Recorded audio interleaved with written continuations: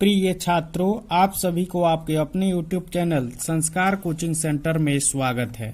मैं हूं सत्येंद्र सर और आज क्लास 10th के फिजिक्स का पहला चैप्टर प्रकाश का परावर्तन, जिसको रिफ्लेक्शन ऑफ लाइट कहते हैं, उसका 10वां नंबर क्वेश्चन है।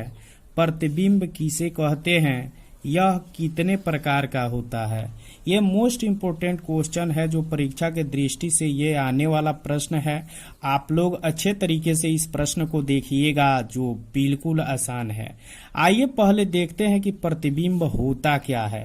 तो ऐसे एक हम प्रयोग करके बताना चाहेंगे कि यह एक समतल दर्पण है और इस दर्पण में हम देखेंगे एक चित्र को जिसमें एक ये क्वाइन से बटन है और इस बटन को जैसे ही हम रख रहे हैं तो ये सीधे जो दिख रहा है आपको, लेकिन यह प्रतिबिंब इसका ठीक उसमें बन रहा है, यानी कि ऐसा ही फिगर उस दर्पण में बन रहा है। अर्थात ये वस्तु है या बिंब है और उसमें जो फिगर बना है, जो फोटो बना है इस दर्पण में, तो वह दर्पण में बना फिगर प्रतिबिंब कहलाएगा।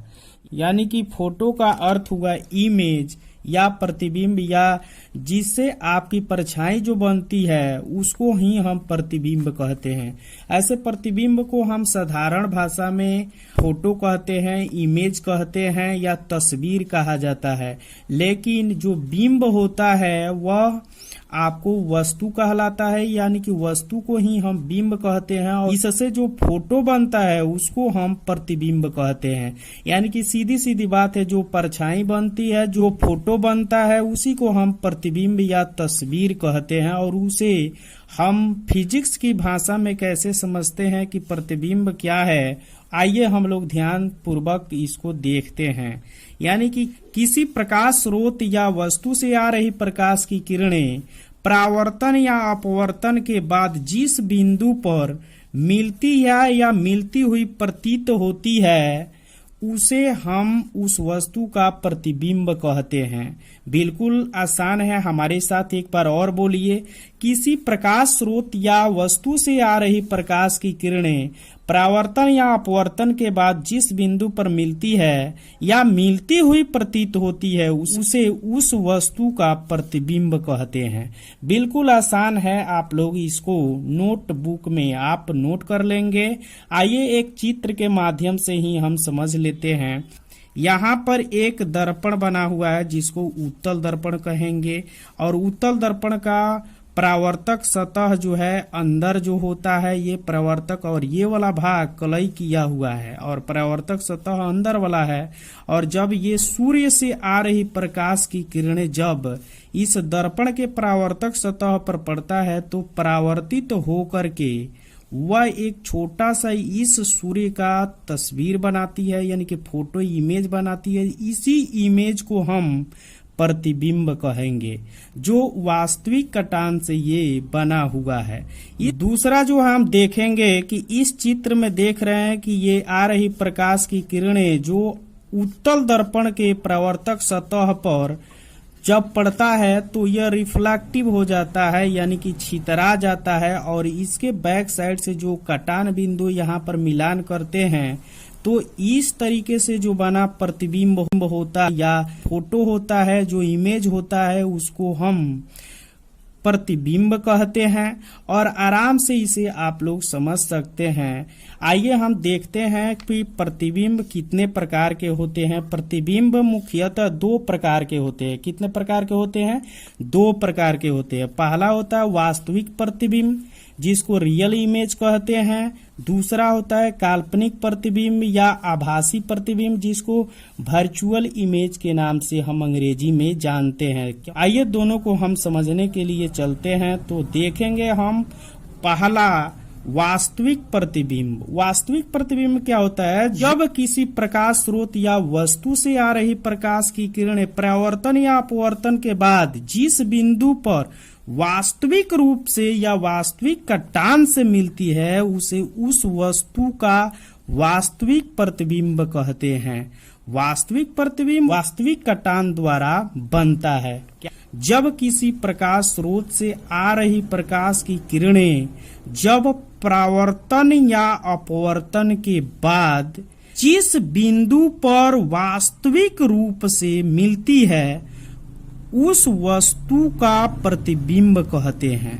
यानी कि ये वास्तविक कटान से मिला हुआ है, ये टूटी हुई कटान से नहीं है, वास्तविक है। जैसा कि यहाँ पर सूर्य है और सूर्य से ये प्रकाश की किरणें यहाँ पर तमाम जो पड़ती है और ये परावर्तक सतह दर्पण के पड़ने के कारण यह रिफ्लेक्टिव होकर के एक छोटा सा इमेज बनाती है और ये वास्तविक कटान से बना, इसलिए इस इमेज को हम वास्तविक प्रतिबिंब कहेंगे। हम इसको रियल इमेज के नाम से जानते हैं। बिल्कुल आसान है, आपको एक बार और हमारे साथ बोलिए तो। वास्तविक प्रतिबिंब, जब किसी प्रकाश स्रोत या वस्तु से आ रही प्रकाश की किरणें परावर्तन या अपवर्तन के बाद जिस बिंदु पर वास्तविक रूप से मिलती है उसे उस वस्तु का वास्तविक प्रतिबिंब कहते हैं। और आप लोग इसमें समझेंगे कि वास्तविक जो प्रतिबिंब होता है वो हमेशा उल्टा बनता है और ये इस प्रतिबिंब को पर्दे पर उतारा जा सकता है। इस 2 पॉइंट को आप लोग अच्छे तरीके से समझिएगा क्योंकि इसकी बहुत जरूरत है। आइए बच्चों, अब हम देखते हैं काल्पनिक प्रतिबिंब के बारे में। काल्पनिक प्रतिबिंब क्या होता है? जब किसी प्रकाश स्रोत या वस्तु से आ रही प्रकाश की किरणें परावर्तन या अपवर्तन के बाद जिस बिंदु पर काल्पनिक रूप से मिलती है उसे उस वस्तु का काल्पनिक प्रतिबिंब या आभासी प्रतिबिंब कहते हैं। यह प्रतिबिंब हमेशा काल्पनिक रेखा से मिलता है। तो सिंपल बात है कि इसमें देखेंगे कि वास्तविक प्रतिबिंब में कि वास्तविक कटान द्वारा बनता है, यानी कि वास्तविक रूप से मिलती है, और इसमें जो है काल्पनिक रूप से मिलती है। बिल्कुल दोनों है, दोनों का डिफिनीशन सेम ही है। जब किसी प्रकाश स्रोत या वस्तु से आ रही प्रकाश की किरणें परावर्तन या अपवर्तन के बाद जिस बिंदु पर काल्पनिक रूप से मिलती है उसे उस वस्तु का काल्पनिक प्रतिबिंब कहते हैं। यह प्रतिबिंब हमेशा काल्पनिक रेखा द्वारा बना होता है और यह प्रतिबिंब हमेशा सीधा बनता है और इसे पर्दे पर उतारा नहीं जा सकता। इस पर ध्यान दीजिएगा, इसे पर्दे पर नहीं उतारा जा सकता है।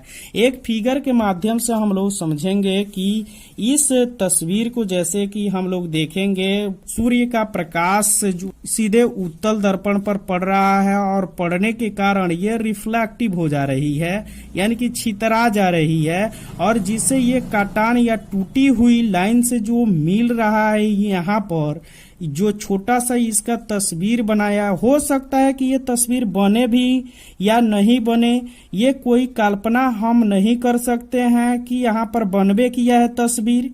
यहाँ बन भी सकता है, नहीं भी बन सकता है, क्योंकि ये कल्पना कर सकते हैं, एक आभास प्रकट कर सकते हैं कि ये बना है इमेज की नहीं बना है। इसको हम पर्दे पर नहीं उतार सकते हैं और वास्तविक प्रतिबिंब को हम पर्दे पर उतार सकते हैं, लेकिन इसको हम पर्दे पर नहीं उतार सकते हैं।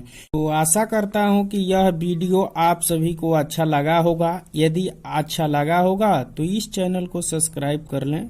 अगले वीडियो में हम सब वास्तविक और काल्पनिक प्रतिबिंब में अंतर स्पष्ट करेंगे। तो धन्यवाद।